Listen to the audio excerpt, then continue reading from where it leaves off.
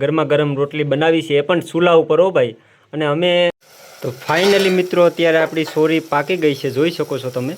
નમસ્કાર દર્શક મિત્રો, સ્વાગત છે તમારું મારા મિની બ્લોગમાં.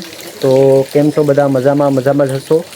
તો અત્યારે કંઈક આવું વાતાવરણ છે ભાઈ અહીંયા અમારે ગીરમાં, જોઈ શકો છો તમે. વરસાદ કાલનો એવો પડ્યો છે ને ભાઈ કે બંધ થવાનું નામ જ નથી લેતો. અને અત્યારે આપણે બનાવવાના છે સબ્જીમાં સોરી. તો ચાલો હું તમને બતાવું કે આપણે સોરી કઈ રીતના બનાવીએ. બને રહેજો આપણા મિની બ્લોગમાં. તો આપણે અત્યારે બતાવીએ તમને કે આપણે સોરી કઈ રીતના બનાવીએ. ચાલો તો આપણે હવે ચોમાસાનું તો શું છે કે ભાઈ અત્યારે ક્યાંય જવાનું ના હોય એટલે અહીંયા જ આપણે વિડીયો શૂટ કરશું અને મજા કરશું. તો બન્યા રહીશું આપણા વ્લોગમાં. તો જોઈ શકો છો આપણે અત્યારે પ્યાજ અને ટમેટું અને ધાણાને નાખી અને અત્યારે આપણે સળવા મૂકી દીધી છે સોરીને. અને આવી રીતે આપણે એને કુકરમાં બાફી નાખી છે. હવે આપણે એને સ્વાદિષ્ટ રીતે બનાવીશું. અને આપણે મરચાંને પણ વઘાર્યા છે. તો બસ આવી જ રીતે પ્યાર અને સપોર્ટ આપતા રહેજો. આપણે ટેસ્ટી અને સ્વાદિષ્ટ ભાઈ આવા ચોમાસાની તમે સોરી ના ખાધી તો કંઈ ના ખાધું. આપણે ટમેટું અને જોઈ શકો છો ડુંગળીની ગ્રેવી અને સાથે જ ભાઈ જીરું ને નાખીને આપણે એમને સળવા માટે મૂકી દીધી છે. હવે થોડી જ વારમાં આને ગ્રેવી જેવું થઈ જાય ત્યારબાદ આપણે એમાં એડ કરશું સોરી. તો બન્યા રહેજો આપણા વ્લોગમાં. હવે આપણે એને થોડી વાર માટે ઢાંકી દઈશું. તો હવે આપણે એમને ખોલી અને ચેક કરીશું.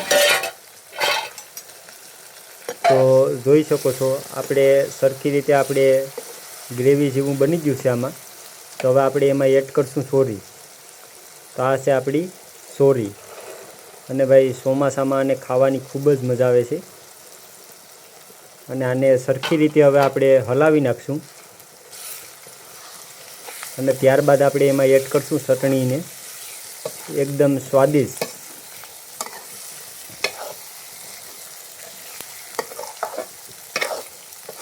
તો હવે આપણે આમાં એડ કરશું ચટણી. ત્યારબાદ તમને થોડું પાણી એડ કરશું. અને જોઈ શકો છો ભાઈ તમે જે રીતે ખાતા હોય તીખું એવી રીતના આપણે નાખવાની. નહીંતર શું છે કે અમારે તો ભાઈ ધોમ તીખું જોઈએ એટલે અમારે તો થોડા વધારે ચટણીનો ઉપયોગ કરવો પડે છે. અને જોઈ શકો છો કંઈક આવી અમારે સોરીની શાક બને છે. અમે તીખું ખાઈએ ભાઈ એટલે અમારે શું છે કે ચટણી થોડીક વધારે જોઈએ.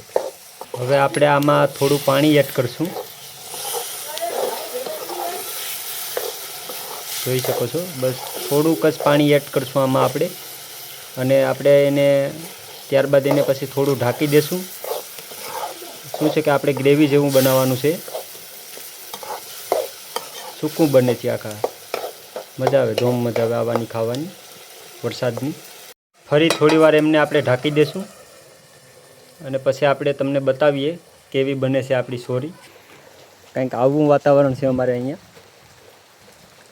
તો આપણી સોરી પાકે ત્યારમાં તમને બતાવી દઉં છું કે આપણે અહીંયા રસ્તા પર કેવું પાણી ભરાયું છે. તો અમારે વરસાદ તો કાલનો એવો ને એવો ચાલુ જ છે, જોઈ શકો છો તમે. આવી રીતે કંઈક વરસાદ ચાલુ છે અમારે અહીંયા. અને અમારે અહીંયા શું કહેવાય કે ગીર વિસ્તાર આવે છે અહીંયા. અને તમે મારા વ્લોગ અને વિડીયો જો યુટ્યુબ પર જોતા હોય તો ખાસ કરીને કહું છું કે ભાઈ સબસ્ક્રાઈબ કરવાનું ના ભૂલતા.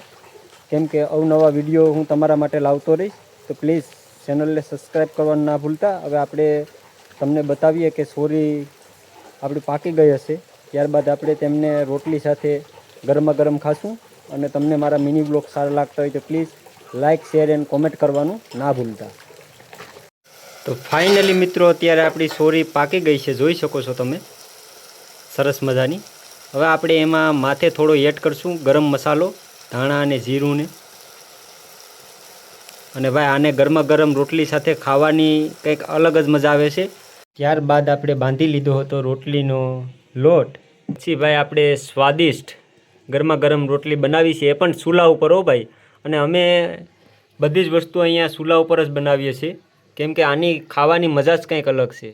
તો બસ આવા ને આવા વિડીયો જોવા માટે મારી યુટ્યુબ ચેનલને સબસ્ક્રાઈબ કરવાનું ના ભૂલતા, અને આવા જ અવનવા વિડીયો હું તમારા માટે લેતો આવીશ. તો હવે આપણે સોરીની એન્જોય કરીએ. તો તમને મારો મિની વ્લોગ સારો લાગ્યો હોય તો please like, share and subscribe કરવાનું ના ભૂલતા. જય માતાજી, જય શ્રી કૃષ્ણ. મળીએ નવા વ્લોગમાં.